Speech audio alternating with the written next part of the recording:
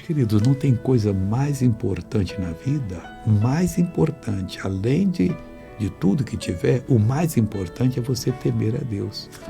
É melhor do que ter diplomas universitários, que ter um extrato bancário daquele bem cheio de dinheiro, de ter uma família maravilhosa, sim, porque o Senhor cumprirá o desejo dos que o temem.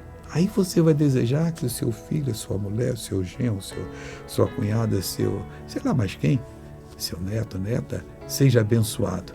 Deus vai cumprir esse desejo. Desejo, você nem fez a oração, só em olhar assim, e você dizer, eu queria que ele fosse abençoado. Se você teme a Deus, respeita, vai acontecer. E o que mais? Ouvirá o seu clamor e o salvará. Na hora que você clamar, expõe a tua necessidade, está perdido o seu neto, está perdido aquele seu irmão.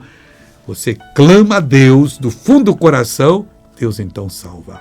Oh, Deus é muito bom, hein? Veja essa pessoa abençoada. Eu estava sofrendo da coluna, peguei minha moto para uma hora de vir e não estava aguentando vir. Quanto tempo você não estava conseguindo, estava com esse problema na coluna? Mais de 10 anos. Aí. Mais de 10 anos.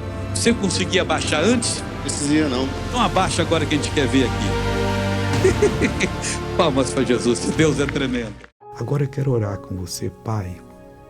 O meu desejo é que todos os meus amigos sejam abençoados, que esse próximo ano seja o ano da realização deles, ó Deus, em Ti e em todas as coisas. Pai, estão todos abençoados, eu digo maligno, não toque nessa pessoa, em nome de Jesus. Amém.